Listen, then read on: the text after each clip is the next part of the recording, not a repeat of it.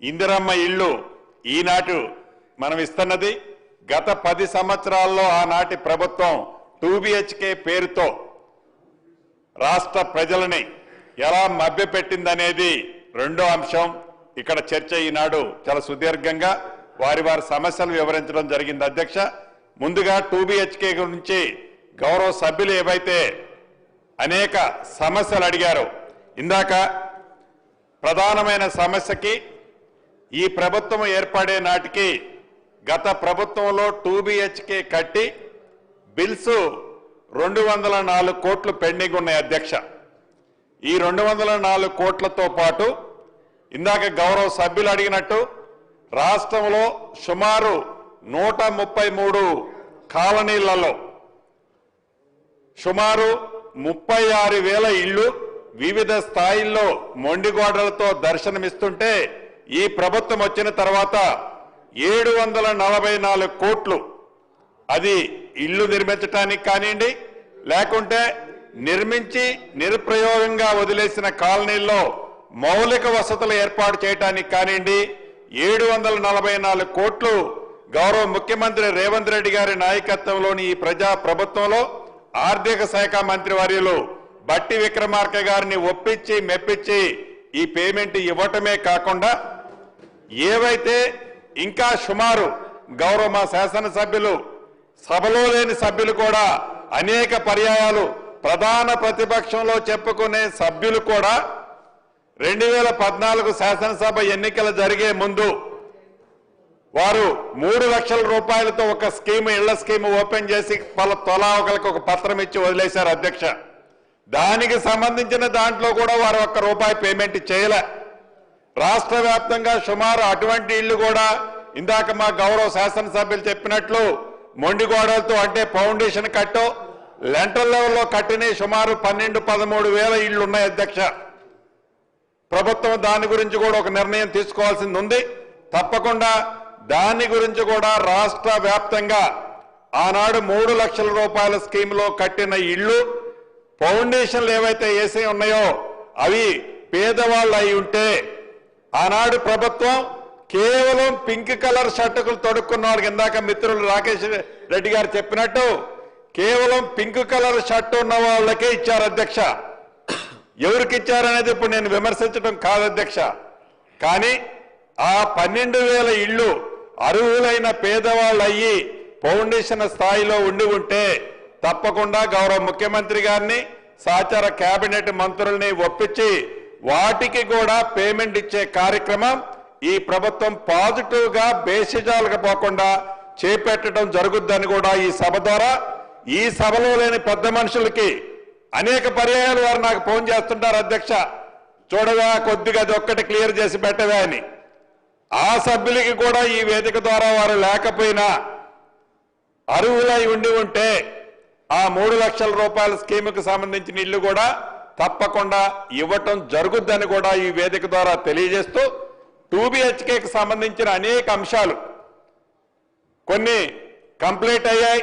Complete అయిన తర్వాత బెనిఫిషరీని సెలెక్ట్ చేయని కారణంగా కిటికీలు, దారబంధాలు, చివరికి ట్యూబ్ లైట్లు, దాంట్లో ఉండే వైర్లు పీకిపై నిరుప్రయోగంగా రాష్ట్రంలో ఇంకా కొన్ని ఉన్నాయి. అధ్యక్ష, ఇందాక కసిరెడ్డి నారాయణ రెడ్డి గారు చెప్పినట్టు వారు CDF ఫండ్ నుంచి కొన్నిచ్చి చేయించినట్లు చాలా మంది శాసనసభ్యులు వారి నిధులను పెట్టి చేయించిన సందర్భాలు ఉన్నమాట వాస్తవం. రాష్ట్ర ప్రభుత్వం వచ్చిన తర్వాత సుమారుగా 457 కోట్లు అలా నిరుప్రయోగంగా పూర్తిగా కట్టి పూర్తి పేమెంట్ ఇచ్చిన వాటికి కూడా శాంక్షన్ ఇచ్చాం. దాంట్లో పేమెంటే పార్ట్లీ కొంత ఇచ్చాం. కొన్ని వర్కులు ఆన్గోయింగ్ ఉన్నాయి. ఆ వర్కులు కంప్లీట్ చేసే బాధ్యత కూడా ఈ రాష్ట్ర ప్రభుత్వం చేపట్టుద్ది బేసిజాలకి పోకుండా. అదే పద్ధతిలో ఫౌండేషన్లు కట్టి కొన్ని, పిల్లర్స్ వేసి కొన్ని, స్లాబ్లు వేసి కొన్ని, వివిధ రకాలుగా అసంఘిక కార్యక్రమాలు జరుగుతున్న ఇందాక నిజామాబాద్ శాసనసభ్యులు చెప్పినట్లు యథార్థం. అధ్యక్ష, ప్రభుత్వం అది వారి సొంత ఆస్తిలాగా ఆనాడు పేదవాడి కష్టంతో ప్రభుత్వానికి నిధులుంటే నిధులు వస్తే ఖజానాకు డబ్బు వస్తే ఆ డబ్బుని మళ్ళీ పేదవాడికి ఆత్మగౌరవానికి చిహ్నంగా ఉండే ఇల్లు ఇస్తామని చెప్పిన ఆనాటి పెద్ద మనిషి చివరికి వారి దత్తత తీసుకున్న వాసాల మర్రి కూడా ఇందాక మిత్రులు చెప్పినట్టు శాసనసభ్యులు ఆలేరు శాసనసభ్యులు చెప్పినట్లు వారి వాసాల మర్రిలో ఇచ్చిన హామీని కూడా నెరవేర్చకపోతే ఆ పక్కనే గౌరవ ముఖ్యమంత్రి గారు ఒక సభకు వెళ్ళినప్పుడు నాకు సూచనలు చేసి తప్పకుండా వారు ఎలా నిర్వహించలేకపోయారు ఈ ప్రభుత్వమైన 2 BHK కడదామని చెప్పి కట్టించిన మాట ముమ్మాటికి వాస్తవం అధ్యక్ష. ఇందిరమ్మ ఇళ్ల కార్యక్రమంలో అదే రకంగా ఈ 2 BHKకి సంబంధించిన వాటిని ఇప్పటికే ఆదేశాలు ఇచ్చాం.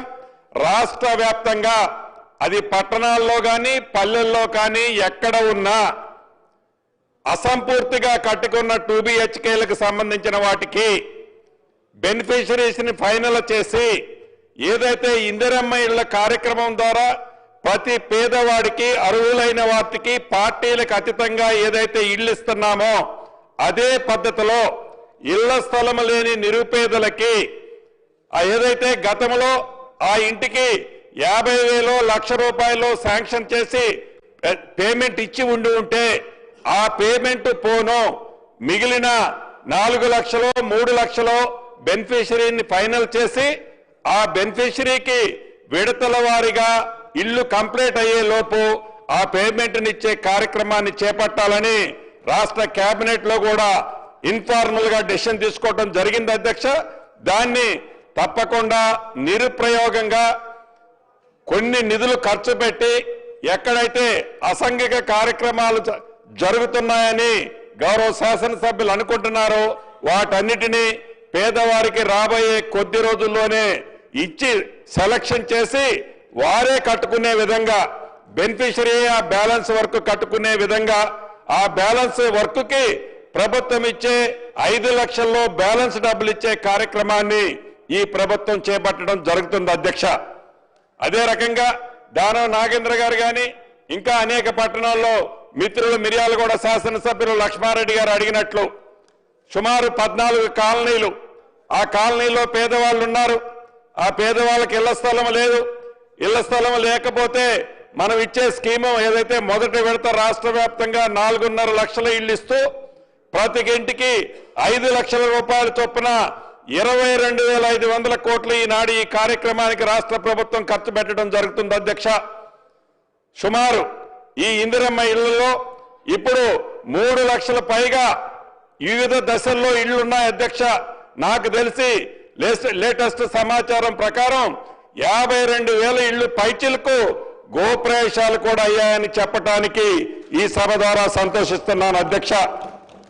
నాకు తెలిసి మళ్ళీ వర్షాకాలం వచ్చే నాటికి ఏవైతే ఇళ్లున్నాయో ఇందిరమ్మ ఇళ్లు ఇచ్చామో ఆ ఇళ్లు అన్నీ కూడా పూర్తవుతాయని కూడా ఈ సభ ద్వారా ఈ సభలో ఉన్న సభ్యులతో పాటు రాష్ట్రంలో ఉండే ప్రజానికానికి కూడా తెలియజేయడానికి ఈ రాష్ట్ర ప్రభుత్వ పక్షాన సంతోషాన్ని తెలియజేస్తున్నాను అధ్యక్ష. అయితే ఈ 2 BHK